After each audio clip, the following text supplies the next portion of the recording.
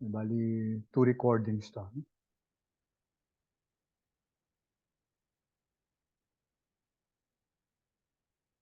Okay, so going back to our Excel file here.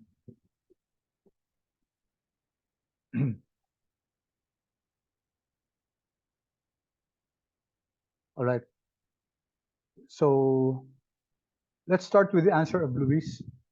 Okay, Luis, why did you use an abs? So could you kindly explain your answer? Sir, I just used ABS para absolute yung value niya. Like I use it Okay. for all formulas para I don't have to think of the negative. Minsan maging negative, minsan maging Sige, positive. sige. Okay. Tingnan natin N per, and this is rate. What's B50? Let me copy the formula of Luis here. Control C. Sir, yung screen mo pala hindi pa nag-share. Hindi naka-share, sorry. Sorry.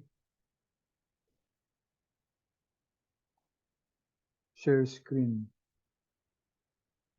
Okay. All right. So I'm flashing here your answers.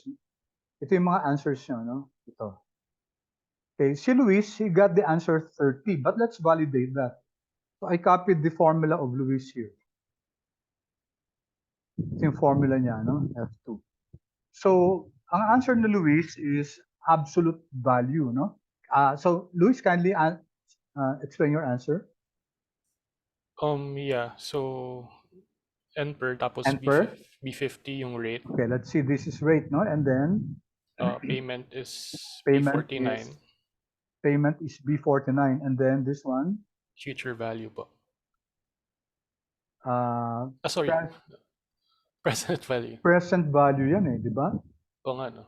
Present value, but you use the future value. So, may problem tayo dyan, di ba? Kasi it should be the present value, no? Tama ba? Yes, sir.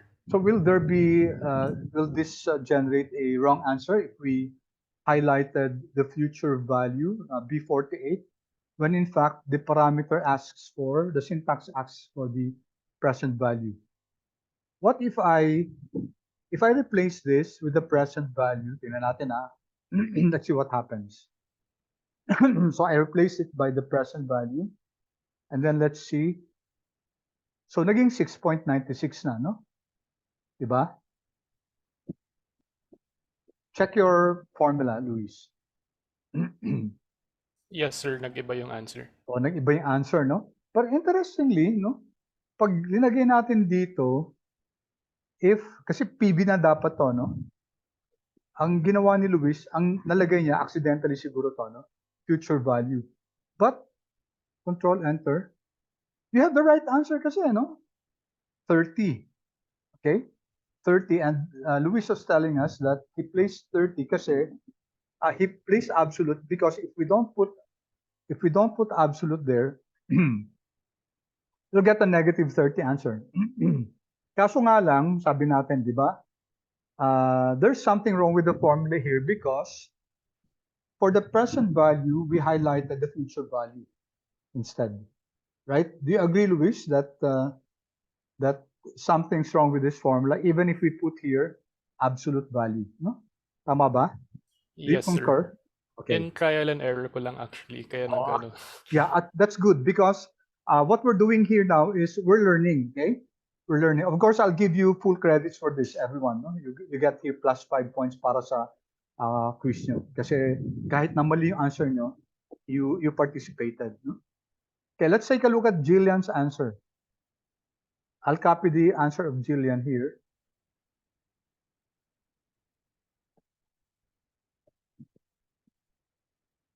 Dapat siguro i-move ko na lang to dito.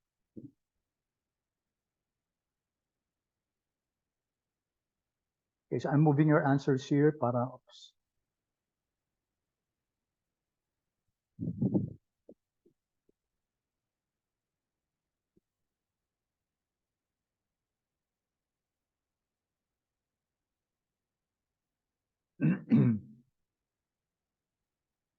Okay, Jillian, kind of explain your answer. Ito yung formula ni Jillian N per tapos, Jillian please.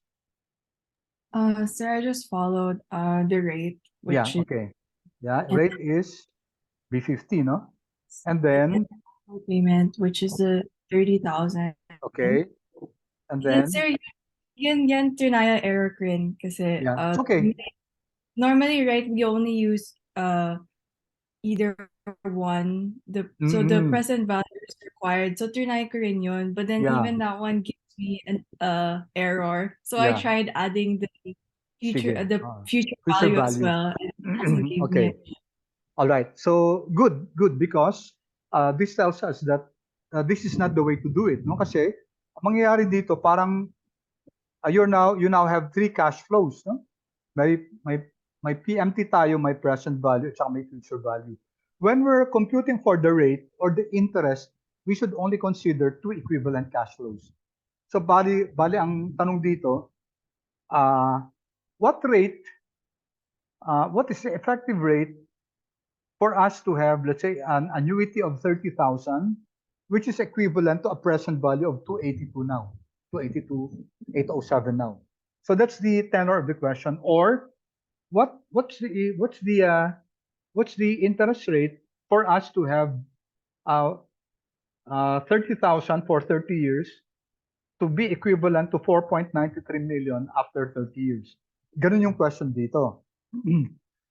So using both the PMT, the present value and the future value is wrong. Kaya nga dito nagna-number tayo, no? Okay, how about Rhea? Thank you, Jillian. How about Rhea? Ganun din, no? Same answer din kay Rhea. Yes po. But I Okay. played around with another, Okay. I'm not much sure. Yung kaninang sinet ko po, sir. Sige, balikan natin yung ano mo, yung nag-play around ka, no? How about Okay. Kim? Let's see yung kay ganun din kay Kim, no? So I think common yung ano natin, yung mga ginawa natin. Kay Gerard, ganun din, same thing, no? Nag-PMT siya, nag-PB, nag-FB, and then naglagay siya ng annuity na zero, which means ordinary annuity. Just the same as Jillian, Rhea, and Kim. Si Carlos naman, anong ginawa ni Carlos? So ganun din, okay? All right, including the three cash flows. Tapos si Kathleen naman, okay, ito, B51, okay, apparently iba yung yung B51 ni ano ni sino to? Sino ba to? Sorry. Ni Kathleen na iba yung positioning lang. Pero this is your PMT and this is your PV. Okay. So kay Kathleen naman, tama naman actually yung highlight niya, no? Ang highlight lang niya, dalawang cash flows. Tama? So this is the PMT, B50 sa kanya. Tapos ito yung PV niya, B48. So in effect, parang tama ito kasi ito yung rate, ito yung first cash flow which is ginamit na PMT, and then second cash flow ginamit na yung PV. Pero she's getting negative 6.14. So somewhere along the line may mali dito. And then itong kay James, ganun din, no? And then ginawa niyang annuity due. James, ba't mo ginawang annuity due? Sir, nag-guess lang po ako. Hindi pa pwedeng guess kasi ang one dito, annuity due yan eh. In the first place, hindi annuity due yung ano natin, yung cash flow natin, no? It's annuity ordinary. So, mas tama pa itong mga hindi naglagay kasi zero yan, no? Itong binago mo na yung cash flow, ginawa mo ng 1. Diba? Ito, type 2 di ba? Right? Clear yun, James, ha? Kaya here, Yes, you're sir. getting 49, ano? Okay, balikan ko yung sinabi ni Rhea. Naku, ano pa yung binigay mo, Rhea? Can you chat again your answer? Okay po, sir. Nawala yung chat ko. Chat to everybody, please.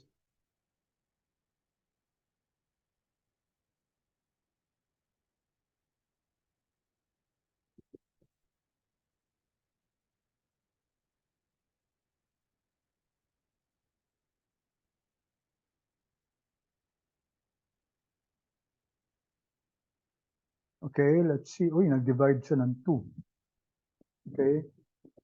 Control C. Okay.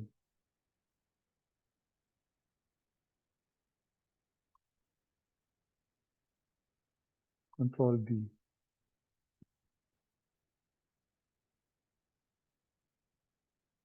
All right. Okay, let's take a look at this. Okay, partly tama, kaso may redundant pero partly tama. Okay, Rhea, why are you putting a negative here? Bakit may negative ka? Kasi po sir, yung annual payment is a cash outflow po. Sino nagsabing cash outflow? I'm not sure po. But I was playing Oh. around lang po sa ano. Oh, pero wala naman tayong sinabing cash outflow yan. Diba? I see po, I see. All right. Pero, okay, the point is correct, no? Okay, so you have two cash flows, diba? Either the present value and you have two equivalent cash flows. Now, di ba sabi ko sa Excel is very particular about the direction of the cash flows. So, hindi siya pa pwedeng dalawang positive. Di ba? Di ba pag kinukuha natin future value, tapos using the present value, nagne-negative. Because Excel, we're saying, is particular about the direction of the cash flows. So if you have two cash flows, one of them should be an inflow and the other should be an outflow. Hindi pa pwedeng parehong inflow sila. Okay, so let's take a look at this. So first rate is B50. Okay, let's use PMT. So PMT, we can make this as cash outflow. Okay lang yan. Therefore, the present value should be inflow. Okay, and we do not put the future value kasi isa lang, no? Okay, so let's make the annuity as an outflow. Therefore, the present value should be an inflow. And what do you get here? Okay, 30. So that's the correct answer. So we do not put an absolute here. Ang linalagay lang natin absolute is the future value, present value, PMT. No? Kasi those are cash flows. But rate and NPER, they can never be negative. Rate will never be negative, and NPER can never be negative. So we never put negative, we never put absolute here sa NPER natin or sa rate natin. Kasi ang rate at saka ang number of years cannot be negative. Okay. So ito tama, no? We can make PMT negative or we can make PMT positive. If PMT is positive, therefore, present value should be negative. One of them should be negative cash flow. Either or, no? Hindi naman sa atin in-specify kung ano yung negative. So, control enter, it's 30. Or, I can also use the future value. So, kama ko, walang present value. I'm going to use the future value, which is this one, B48. Okay? And take a look at your cash flows. One of them has to be negative. Kasi pag parehong positive sila, control enter, number, no? Mali yung syntax. One of them has to be negative, so I'll make this negative, you get 30 as expected. Or you make PMT positive, I make future value negative, I get 30. Okay? So whether you use the pair of PMT and present value, of PMT and future value, or let's see, why don't I use present value and future value? So present value is 282, di ba? Okay, you can use these equivalent values. No? Si present value at saka future value, but just make sure that one is negative. Kasi yun ang syntax, that's the way this NPER was created. So it will also give you 30. Okay? I can make this present value as negative and the future value as positive. Okay? So whatever cash flow I consider, yung pair ng cash flows, okay, it will give us the same answer because as we said, these are all equivalent. Okay, wait. Okay, I thought I forgot recording it. So these are all equivalent values. Okay? All right? Is that clear, class? Yes po, sir. Okay, Yes, let's sir. Okay, good. Are there questions? Paki-chat naman kung clear, please. I have your confirmation that you got it.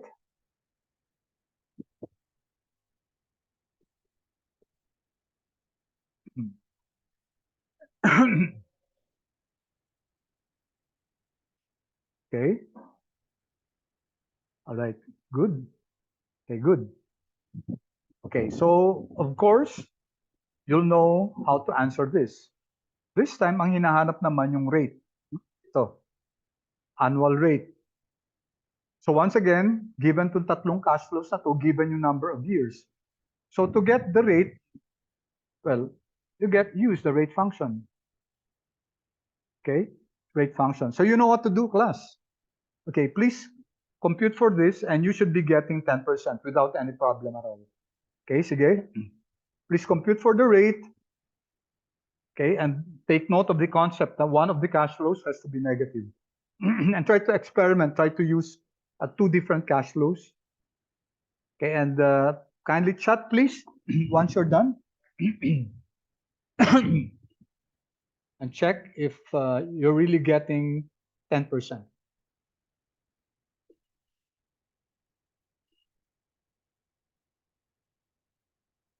All right. Yeah, thank you, Carlos. Yeah, you're correct. Okay. Yeah, good. Okay, that's good. You got it. So you can, again, class, you can use different pairs. You can use PMT and your present value, PMT and your future value, present value and your future value, just as long as you recognize that you consider the direction of the cash flow. They should be different. Okay, and you do not put negative dun sa rate, or we do not put absolute dun sa rate. Okay, good. All right, I think you got it. You got the right answers yan. Yan, tama, no? Tama yung mga answers yan. Okay, very good, very good. Okay. All right, so let's go here. Let's go to the next part. Okay, this one. Okay. So far, what we have learned was using one singular cash flow once. Okay. All right. Very good question. Manalo, kindly, Carlos, kindly share your question to the others. This is a very good question.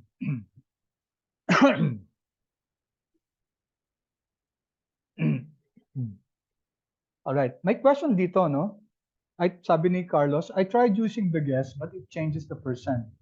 Why does that part exist in Excel? Okay.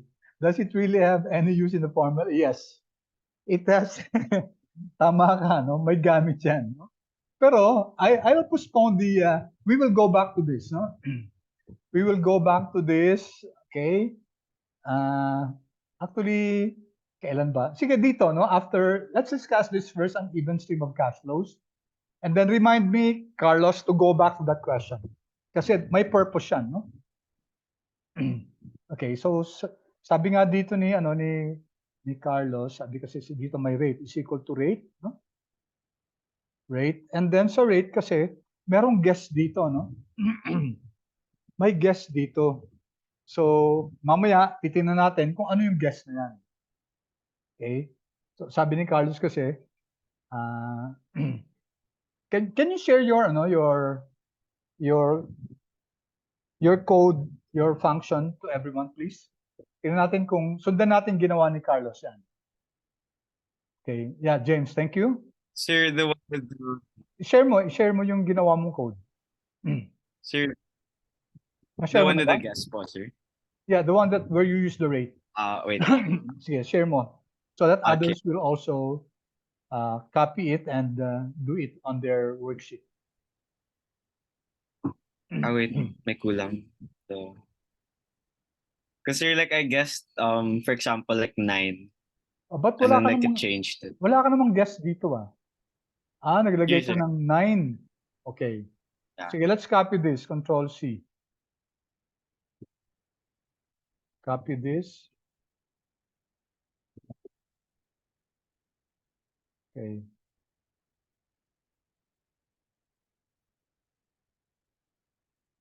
Okay. Let's copy what Carlos did about control B. All right, so rate function. So this is your NPER. Your NPER is E50, that's 30 years, no? Naiba sa kanya, no? E51 sa akin. So let me just change this. E51. And then your PMT is, ano sa akin yan?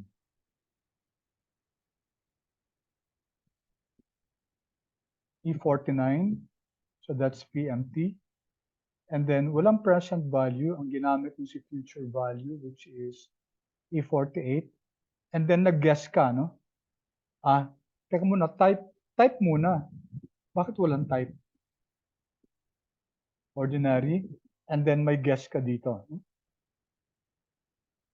Okay? Tama ba, Carlos, yung ginawa mo? Dapat may space dito, ah. Kasi pag nag-9 ka dito, kasi Oh. either 0 or 1 lang yan eh. Kasi di ba Oh, type okay. siya? I see, sir. Yeah. If you do this, mangyayari niyan, mag-e-error yan. No? Kasi hindi pa pwedeng 9 yung, yung type. Okay, if I make type 0, and then 9 sa guess, kung natin na natin, enter. Nag-num ka na dito. No? Okay, if I make it 9%, Sir, for your rate po, is it really E51? which one? Like for the formula po sa NPER. NPER yeah, kasi won't it yan eh. be Ay, sorry, B. Wait, ba't naging E ako? Iba pala sa'yo, no? Dapat, B51, sorry. Tapos, ang PMT ko is B49. Tapos, this one is present value. And what you used was the future value. Ito, sa akin, B48. And then, here is type. So, dapat, annuity ordinary to. So, 0 or blank. And then we have here the guess. No? Ito. Naglagay ako ng 9%. Okay. I have here 10%. So, pareho yung answer. If I choose another guess, kunyari, 15%, magbabago ba? Hindi naman. No? If I choose another one, say, 50%, magbabago ba? Okay, hindi naman. 10% pa rin siya. If I guess, let's say, 90%, hindi naman. Okay? Did not change. Now, itong guess na to, gagamitin natin later on to, if we have a cash flow that that has a negative cash flow in the midstream. No? I-explain ko yan mamaya. No? Pero, ginagamit yan, lalo na pag nag-IRR tayo. Not so much for this kasi singular cash flows lang naman tayo eh. So, it has no bearing at all. Kahit na baguhin natin yung guess mo. Okay? This will become clearer when we have an example where your cash flows, where you have an even cash flows and you have a negative cash flow in between. Okay, so let's set this aside first. Babalikan natin yung guess. But thank you for raising that, Carlos. Yung guess niyan, gagamitin ulit natin. Okay, so far what we have done was to get the present value or the future value of a we were able to get the present value of a single future cash flow, and we were able to get the future value of a single present value, or we were able to get the present value of a uniform stream of cash flows, annuity. Okay, why don't I write that? So this is what I'm saying. So far, we were able to compute for the present value if we're given a future value. So mako-compute natin tong present value given this future value. Or yung reverse yan, we can compute for the present value given baliktad. We can compute for the future value given the present value and vice versa. or we can compute for the present value given an annuity. No? Yan, annuity yan. Makukompute natin si present value or makukompute din natin si future value given this annuity. Okay, that has what we have discussed so far. Also, we can compute for the rate and the interest rate, whatever the cash flow is. Basta alam natin equivalent cash flows. Now you have this uneven cash flow stream. This is not an annuity kasi you have here at year 0 meron tayong investment na 9,000. After year 1, we have 1,000, 2,000. If you recall, during the first day of classes, ito yung tanong ko sa inyo, di ba? Ang tanong ko sa inyo, should we invest in this cash flow, in this investment? And if you recall, class, many of you answered that yes. Okay? Kasi if we add everything, okay naman siya, no? Mas malaki yung mas malaki yung positive kaysa negative. O yung iba nag-answer na hindi kasi for several reasons, sabi natin, mas hindi ko lang maalala yung cash flow natin doon, but you gave several reasons about whether investing or not. But the answer was, we said, the answer is, you cannot add these cash flows. Hindi natin pwedeng i-add to kasi they belong to different time frames. Therefore, what we have to do is to compute for the present value of all this stream of cash flows. Okay, so let's evaluate whether this project is feasible or not by computing first. Let's do 3 methods. No? Number 1 is compute for the present values of each cash flow and then add. Okay, add it to get what we call the net present value. Or we can get the future values of each stream of cash flows and then add it to get the net future value. And we said that the decision rule is that if the net present value or net future value is positive, then we're okay. Okay, so the rate of return is 10%. Okay, let's just give this a name. Okay, if you recall, highlight this, Control Shift F3 or Command Function F3 yata sa Mac. Command Option F3. And then here it guesses that the name is in the left column. Okay, ito. So we now have this name here. We now have this name here, WAC here. Oops. Diba may WAC na tayo dito, no? All right. So let's compute for so this WAC is your weighted average cost of capital. Yun ang ibig sabihin yan. So this will now become your future cash flows. So let's compute now for the present value. And the formula is equal to negative FD class, because we want to change the sign of the result. The rate is, if you recall, it's WAC. Diba? WAC, para naka-fix na to. Comma, what's our NPER? Kindly unmute yourself. Ano yung NPER natin? Anybody, what's our NPER? 5 po. NPER 5? Hindi. Kasi ito muna di ba? Yes. 0, sir. 0 muna, okay? 0, ha? Tama? Kasi individual cash flows to, no? Tama Yes, ba? that's right. Okay, good. Opo. Kama, PMT, wala. Hindi naman PMT to, di ba? Individual cash flows to. Okay, and then comma, the present value is that one, yung C55. We're looking for the future value. Ay, sorry, mali. PV to. PV. We're computing for the present value. Okay, ulit, rate, NPER, no PMT, future value is your cash flow. Okay, so in this case, we're just going to copy the formula down. No need to fix anything kasi naka-fix na yung WAC. That's the advantage of giving a name to a particular cell. Yung B55, ito yun. So when we copy down, bababa siya. C55 is this one, yung cash flow, but we're going to copy down, then bababa siya. Okay? So, of course, the present value of 9,000 at year 0 is also 9,000. Okay. So now we have the present values. So if we sum up everything, Okay, I think let's compute for this, no? Let's compute for the present value of your cash inflows. And present value ng cash inflows natin, itong mga positive na to. Okay, so let's get the sum of that. Sum of all of these positive present values. Control Enter.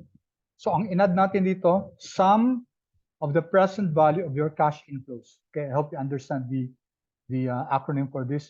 The sum of the present value of your cash inflows. The cash inflows are all the positive cash inflows. Ito yan, no? So lest you forget, these are your present values. Sir, Yes? wait, Questions? can you show how did you format the This the- one? WAC range, as in like, Okay, this one? yeah, as in, wait, how did you like, Okay, so highlight this. Highlight, Okay. dapat kasama yung name, no? Highlight, because And then- I deliberately place the name beside WAC, no? Beside the 10%. Okay. Highlight, what are you using, Mac? Mac ba ka ba, Gerard? Si Gerard ba to? oh, I'm Windows. like, yeah, Windows. Windows. So Control Shift F3. Control. I recall your F3 is above, di ba? So dapat Control Shift Function F3 kaya. Oh, I'll try it. Sige. Okay, yeah, I'm there. So lalabas to, di ba? Yeah, the top row left. Yeah. Column. It should have automatic nag-click siya sa left column, right? Yes. Okay. Okay mo na yan. Okay. Okay. And then try to see your name box here. Oh, WAC should appear here. yeah. Diyan na. If you click See it. WAC here, you click it, and then yan, pupunta siya dito. Which cell has a name WAC? Ito yan. Okay. Okay? All right. Then Yes. here, sa formula, okay, let me increase the size. Here, to get the present value, okay, we use the PV function. We place negative there, negative PV, and our rate is WAC. Okay? So we access the WAC, and then this is your NPER is 0. Okay, your PMT is ignored because this is not an annuity. And then C55 is your future value, which is your cash flow. Okay? Then Control Enter and then copy down.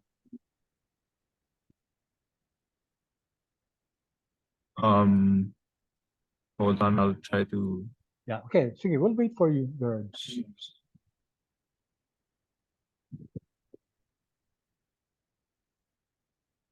By the way, thank you for asking that question. Okay? I appreciate you asking clarifications, asking questions. That's very good. Did you get the answer? You should be getting 9,000. Control Enter.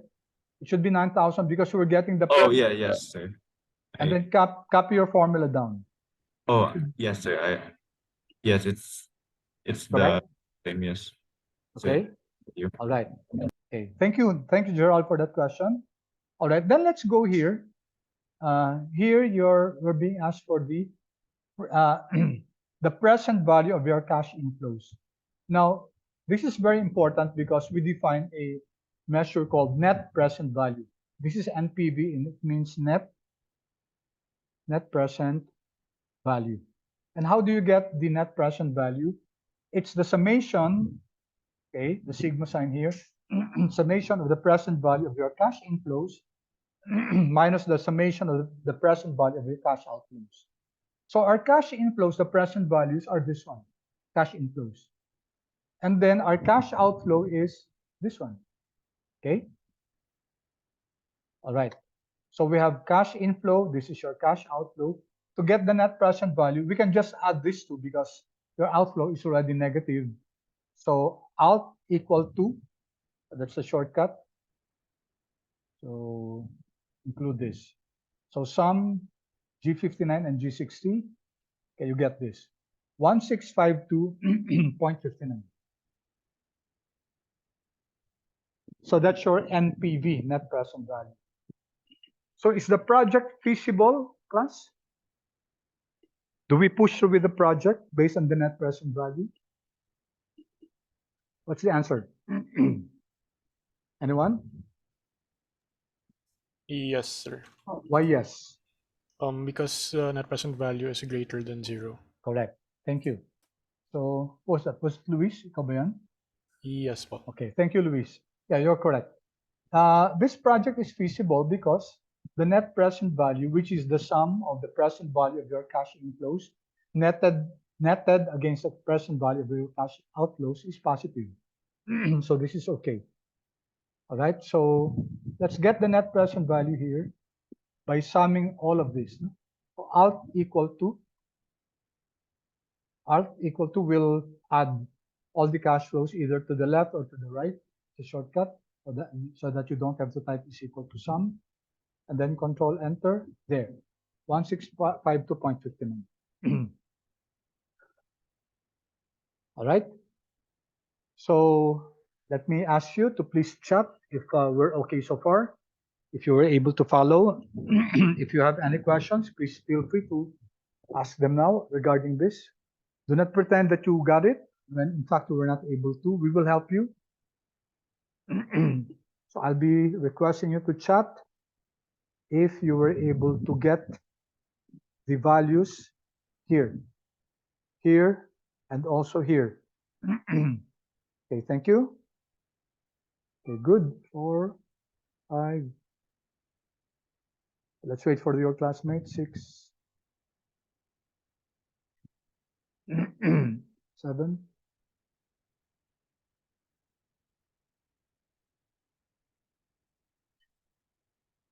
Okay. James, kuha. Yes po, sir. Okay. All right, good. I think everybody got it. Are there any questions? Okay, no questions. All right. Now, another way to do it is to get the future value.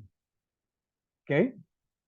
So instead of projecting it in the present value, we can project it in the future value. And we should be getting the same answer. Actually, the shortcut is, since we get already the net present value, okay, let's, the shortcut is just to get the future value of this one, right? We have the present value already. Then what's the equivalent future value? So negative FB, our rate is your WACC, right? Comma, NPER, it's 5 years, comma, no PMT, present value is 1652. So you're just getting the equivalent of 1652 after 5 years. All right? So that's it.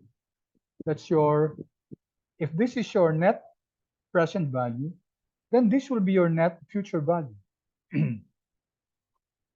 Okay, so control enter. I'm getting, oops, something's wrong. Okay, what's wrong here? I used PV, it should be FB. FB, okay? Check rate, NPER is 5, no PMT, and the present value is 165. Of course, you should get a higher future value. Control enter. I'm getting 2661.51.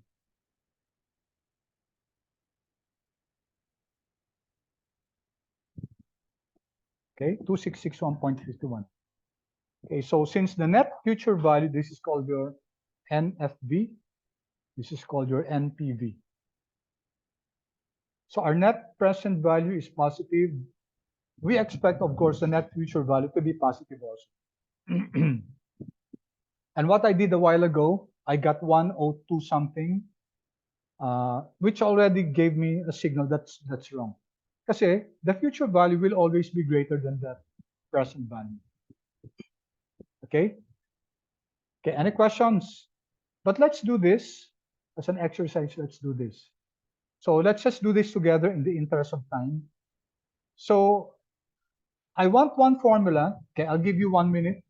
One formula, copy down. Okay, copy down.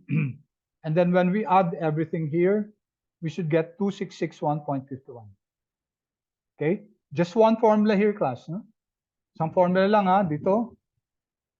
And then copy down, copy below the formula. add everything, just like this one, add everything, and then get 2661.51. Okay, let me stop, pause recording.